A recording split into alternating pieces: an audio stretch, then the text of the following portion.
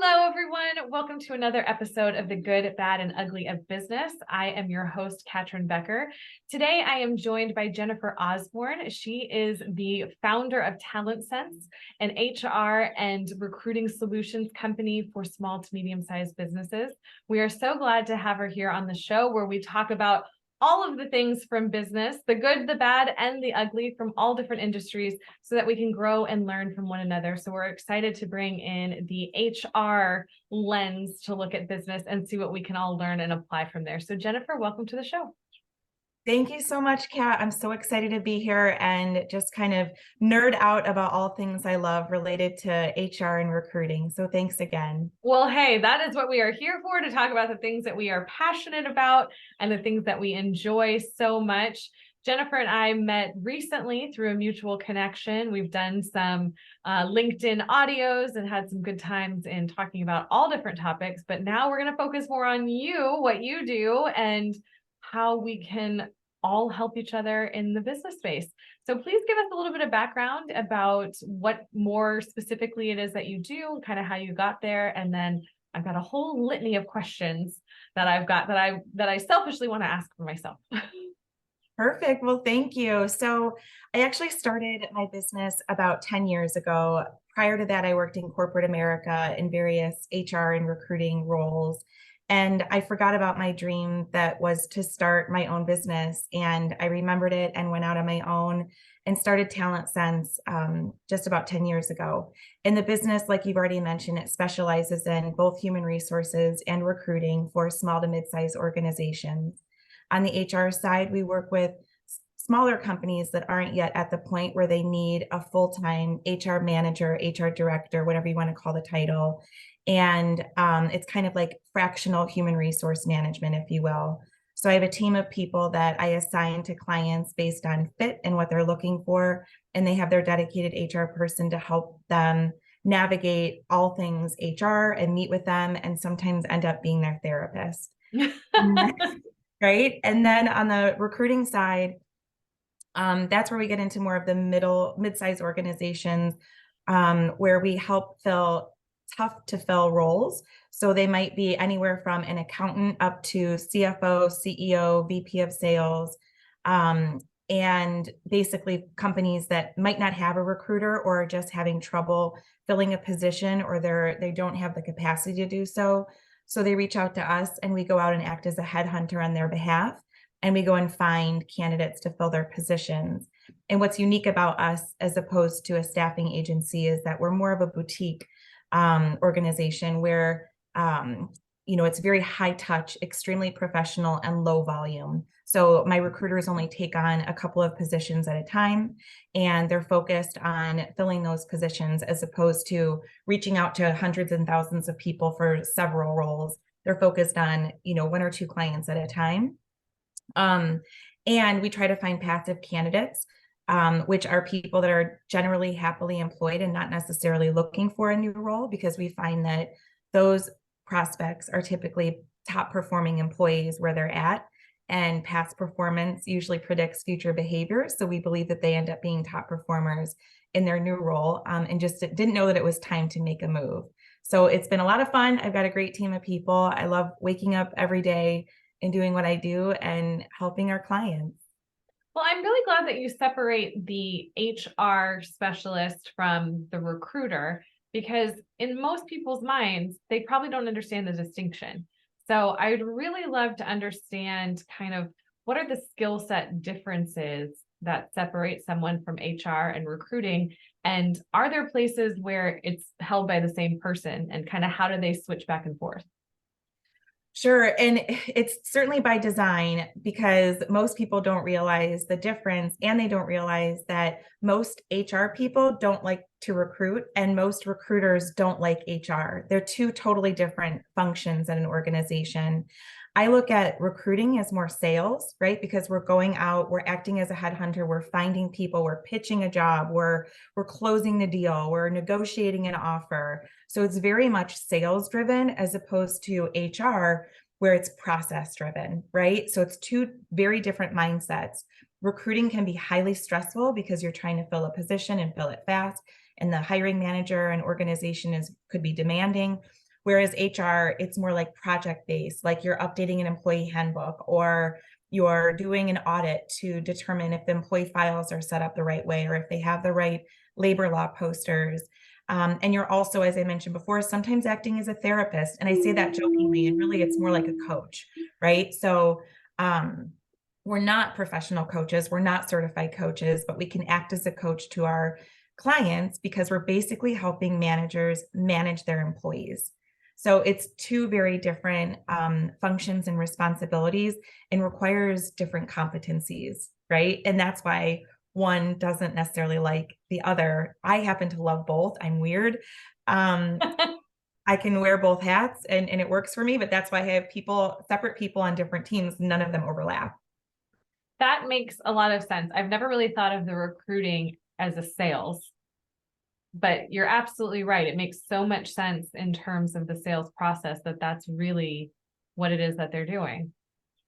And well, the reason you may not have thought of it that way is because I know you have an engineering background, you've worked in corporate America. A lot of times the in-house recruiter or recruiting team, they're not necessarily treating it as a sales function. And that's okay because they're not headhunters, right? So they're posting jobs on the company website, they're posting it on Indeed. Candidates are applying, and then the recruiter has to just, say they're not just, but right, like they give the pitch, and there's still an element of sales with that role, but because we're doing the passive, direct sourcing recruiting, there's a little bit more of a sales element to it. However, even in corporate roles, most HR people don't like to recruit and vice versa. Well, I guess because, I've always been on the person looking for the job, and it always feels like that's more of a sale, right? You're selling yourself and trying to convince this company of why you're so great over these other candidates. So it's interesting to think of it, the duality that same interchange and exchange has.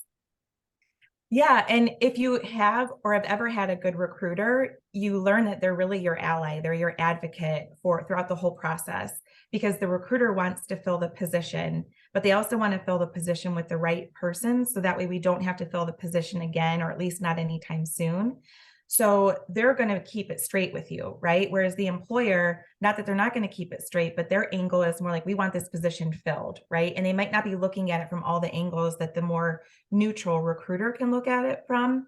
So that's why the recruiter can then be that advocate for the candidate and make sure that the candidate is thinking through everything, right? Like, what do you love about this opportunity? And also, what questions do you still have? What concerns do you have?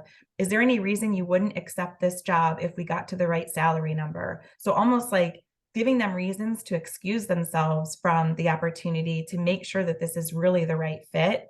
And that's what differentiates a good recruiter, a professional recruiter like what we do, as opposed to someone who might be a little bit more transactional and just trying to fill the role as quickly as possible. Sure. So, in different markets, like you'll hear, like in real estate, right? Oh, it's a seller's market, or oh, it's a buyer's market. And I would imagine the same kind of dynamics would exist in the workplace where there are, tons of jobs to fill. So the applicants really have their choice, or vice versa, when there's less jobs to fill and it's more kind of the company has their choice of who they want. So what sort of trends do you see happening right now in regards to those kind of dynamics? Well, on the recruiting side, it is definitely the job seekers market. They can basically name their price right now. It's the craziest market that I've seen in the 20 some years I've been doing this. And my assessment is that, due to the pandemic, with everybody getting the opportunity to work from home and learning that they can have a flexible work arrangement that they could never have in the past, led them to see what the new world of work could look like. And a lot of the employers picked up on that and decided to start to treat their employees better than they ever have with flexible work schedules or other perks.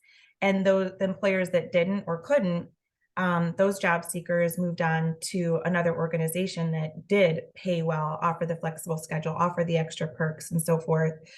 So what's happened is all of these people have made so many moves in the last couple of years that they're not making moves anymore. So there's not enough job seekers right now to go around for all of the job openings.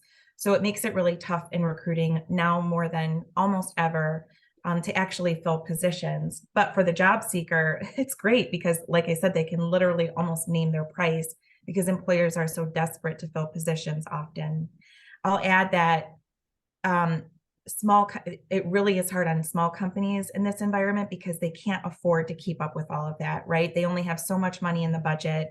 And they also are concerned with internal equity. They're not going to bring in a new accountant to their team when the other people on the team are making, $50,000, and they're not going to bring in a new one at $60,000, right? Like that's not fair to the rest of their team. And usually small businesses care so much about that internal equity piece that they just can't possibly betray the other employees before they do that. So you can see the troubling place that they could be in. On the HR side, I would say that it could be also an employee's market, right? So they get to kind of list out what they want. I would say that all of my small businesses are saying that they can't keep up with all of their employees' demands. I think there's a lot on social media right now that is encouraging employees to speak up for themselves and, don't be afraid to ask for a higher salary or a different workplace, I guess, things that they're interested in. But how it's coming across is a sense of entitlement. So employers are, and especially small ones, they're feeling like, are you kidding me? Do you see all that I'm giving you? I'm already paying you this much, and the benefits and the year-end bonus, and you get to work from home, and it goes on and on and on. And then employers feel like I can't keep up. So there's this weird dynamic going on in both from the employees' perspective and the job seekers' perspective, and for the business owners as well. And you hear about like a lot of big companies, having these big major layoffs. So for people not really in the industry, it almost seems like there's a surplus of job seekers, but that's really not what you're seeing. Well, now the layoffs, that's like a new spin to my whole story. So that is happening. And that creates a pool of candidates if you have openings for those roles. But the roles that are being cut a lot of times are like technology positions. And what's happening is those types of roles are just being eliminated or reduced at organizations anyway. So there's not matches necessarily for those that have been laid off. But I do believe it will shift over time, as things always do. And hopefully they all land positions again and it will all be fine. However, the other thing to note is that, and this is not, I've been laid off myself a few times, so it's nothing against anybody who's been laid off. But a lot of times there's this stigma of someone who's been laid off, right? Because you don't lay off your top performers, right? You take a look at who's performing the best and you're cutting out the extra, right? A lot of times, not always. I was a top performer and laid off. I still don't understand why, but that is what happens. So sometimes employers don't want to go after someone who has been laid off. So that there's another like dynamic or layer to that as well. Like, yeah, that stigma, that scarlet letter that follows you around. And it's tough for companies. I mean, with all of the, the effects of COVID still being so prevalent. And I know from some of my my colleagues and friends in some very large, well-known companies of the requirements all of a sudden to go back to work and the impact that that's having on employees. I mean, I think it puts, the employers obviously in a tough spot. They're locked into these leases. They've built these beautiful spaces to have efficient workflow, and they didn't have a choice with, COVID, like, people had to work from home, but now people are used to it. And it's quite the dilemma that I see from both sides of things. And it's a sticky wicket. It sure is. And I remember following the news on Disney as an example. They were one of the organizations that decided that they wanted their employees to return to the actual office. I think it was maybe 4 days a week or whatever it was. It was more than what they've been doing for the last few years. And they pushed back. Oh my gosh, they pushed back on social media. And they signed a petition, like thousands of them signed off on it, requesting that they change their mind and allow people to choose for what works for them. Because in their minds, they're thinking, I am more productive or at least they think they're more productive. I don't know. It depends on the person, but I am more productive working from home. I know I am. I don't have the interruptions. I don't have the water cooler talk. I get more stuff done while working from home than I did working in the office.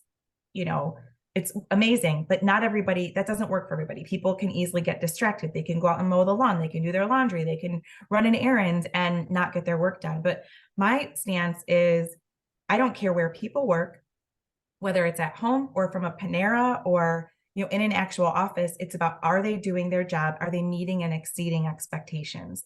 That's what people really should be looking at. However, I do acknowledge that there are roles and there are industries in which physically being connected, at least occasionally, does create, I guess, promote a more thriving environment. So I do acknowledge that. So I just think for people that are trying to figure that out, it's important to just focus on, are they meeting or exceeding performance expectations, but also what's right for your business, and check yourself. Are you just trying to control your employees by micromanaging them and making sure that their butt is in their seat? Or are you really trying to do what's right for the business, right? Because we're all adults too. So we want to make sure that we're treating them as adults so that way they feel like they're being treated appropriately. Well, and something that you just mentioned triggered the other huge thing that's happening in our world, which is, the advent of artificial intelligence. The prevalence, it's everywhere, it's in everything.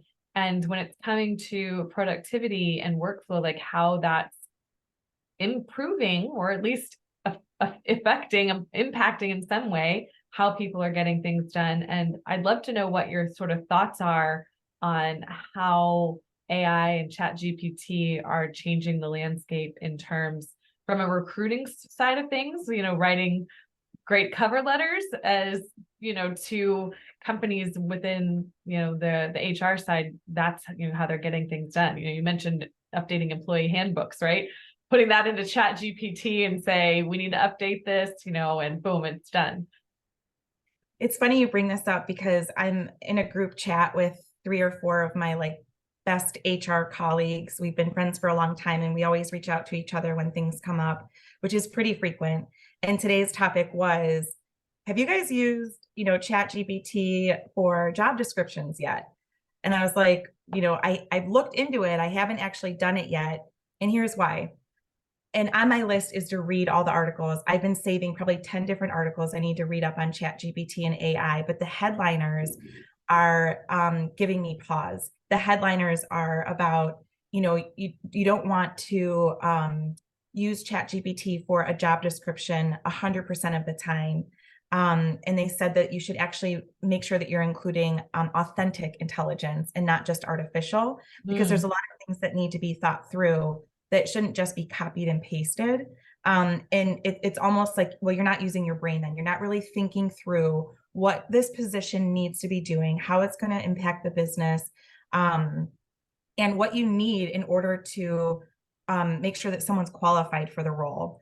So my take on it is, and I haven't done a bunch of research yet, but my take on it is, sure, use it, right? For creating job descriptions or creating a cover letter to inspire yourself, right? Inspire yourself to get things going, just like you would do on a Google search. It's basically just pulling together all the Google searches you would have done into one place and then make it your own, right? And that's kind of what I've been doing to use it professionally. It helps me with, social posts, and I did even, dabble with the job description thing, but I think there's still a lot to be said about our authentic intelligence.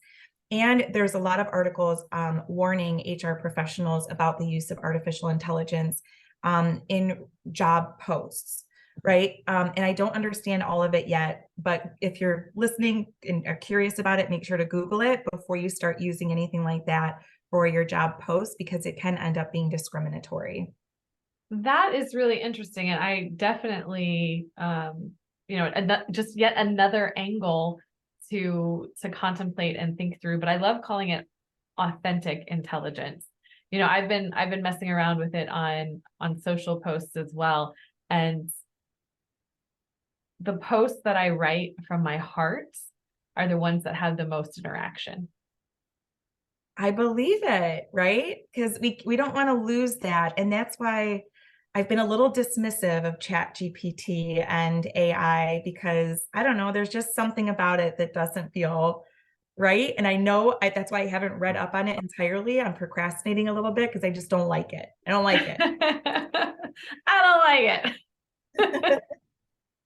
Well, and I did hear from someone, and I didn't go to verify this article myself, but was talking to a friend, and she mentioned that there is a company here in Texas, you know, a $1 billion+ company, one of the big ones, that is increasing the requirements of their employees' productivity numbers because of Chat GPT, that it's sort of this unintended consequence. And so I wasn't, the reason behind why they were doing it was a little funky, because it was saying that the, you know, owner of the company, the CEO, somebody, was worried that people were going to go do other jobs that they could now do because were using Chat GPT to free up some time or something like that, something convoluted. But it's another interesting take on how people react to sort of these new changes. Yeah. And when you were first describing that, I was thinking, oh, it's probably because they now have more time, right? And just like with anything that was automated throughout our professions or careers, the goal is that you have more time. And I think they're actually smart for adding on some more responsibilities so they're more fully utilized. It's an interesting thing. I mean, I go back and forth because I think, you know, how unbalanced we are, generally speaking. Now that we have smartphones, you know, we always have access to our email. Like, someone can always get a hold of us by phone. Like, we're always available to our job, you know, whether it's to clients, whether it's to coworkers, whether it's to our supervisors, you know, we're always available. And now thinking, oh, with Chat GPT, great, like we can have more time to do the things that make us us. But of course, it's not going to be the way, you know, we'll just use it in some other way to become more productive. Totally. Well, is there anything else that we haven't covered that you would like to speak about before we kind of wrap this up? I mean, I think this has been great so far, and I love that we've kind of skimmed over all of these sort of different topics. I typically like to go deep, but it just didn't seem to go with the flow for our conversation today, and I love that too. That's okay. I think we covered a lot and this was a lot of fun. And, I guess I'll just add that, if anybody is looking for an HR consultant, if they are a small business, that's what we do. Or if you've got a tough position to fill, and like I said, anywhere from accountant up to C-suite, that's what we do. And I'd be happy to connect. Or if you just want to talk more about your current situation and get a little bit of advice, I could be your therapist for a few minutes. I'd be happy to do that. Okay, there was another question I was going to ask. I'm so glad you said it. Why are some of those other positions hard to fill? So like a higher level role could be tough to fill, right? So like a CEO or a CFO, those are extremely important positions. And if they don't have a recruiter, or the recruiter that they have isn't that experienced, they want to make sure that they have the most experienced professional recruiting going after these candidates because they don't want to mess up. And then other reasons that positions might be tough to fill is that going back to what I said before, there's not that many candidates in the marketplace, and maybe the company has posted their job on Indeed or ZipRecruiter or whatever, and they're just getting a bunch of crap, right? It's the candidates that are applying are not qualified whatsoever. They're likely not even reading the job posting, and it makes the employer very frustrated. So that becomes a tough to fill role, and they need extra help.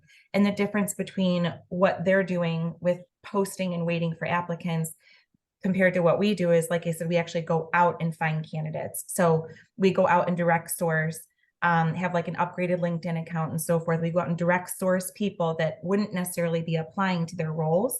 And we have more success with that.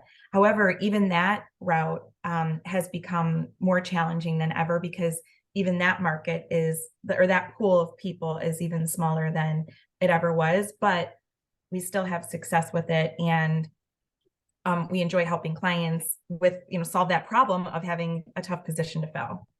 Oh my goodness. Well, thank you for that. I think I want to get more clarity on that because I did have that question when you first mentioned it. And, I think it's something that, lots of people don't know, all the sort of intricacies of what happens. I think there's a lot of misconception of what HR is and what HR isn't. And it's just like, oh yeah, we don't need an HR person. We can do this all ourselves. But is that really why you got into business, was to do these other things? Like, HR is a business in and of itself. Like, partner with people like yourself where you can get the assistance you need and focus on the parts of your business where your genius lies. You know, it's difference between working in your business or working on your business. Absolutely. And you mentioned the word partner. And I think that's one other thing that I'd like to add is, especially with small businesses, a lot of times they might think of HR as more transactional, right? Payroll processing, benefits administration, writing up an employee, terminating, et cetera. But we're so much more than that. Even on the recruiting side too, we're business partners, right? It's not just HR admin work. We're business partners and meeting with you on a regular basis to understand your goals, objectives, your strategies, your people strategies, or helping you create all of that. And then executing by maybe helping with an employee write-up or a termination. But it's really more of a relationship than it is tactical or transactional type of work back and forth. So, and small businesses too sometimes think that by bringing in HR, they can't have any more fun. And that's not true. That's not true. All we do is point out the consequences. For example, if they have like a beer cooler, on site at the workplace, and on Fridays, everybody starts, cracking a beer if they want at 4 o'clock. We just advise of the potential consequences of that and then mind our business. And just with anything, you can make it transformational or you can make it transactional. The choice is yours. And thank you for reminding everyone that HR can be and should be transformational and not just transactional. So thank you so much, Jennifer, for being on the show. It has been great. How can people reach out to you? Well, I'm on LinkedIn. So my full name is Jennifer Osborn. That's Osborn. And then my email address is josborn. So JOSBORN at TalentSenseHR.com. That's TalentSenseHR.com. And thank you for those who are listening while driving, if you're like me, I'll also have this in the show notes. So you'll be able to click on it. You don't need to worry about writing it down, but it's always good for those audio learners to hear it as well. Yes, for sure. Thank you. Absolutely. So thank you all to the listeners. Appreciate you so much. It means the world that you are here. Please make sure to like and review the podcast. And if you enjoyed this, please share it with your network. And if you'd like to be on the podcast, please reach out. We would love to interview you as well. Have a great day, everyone. Until next time.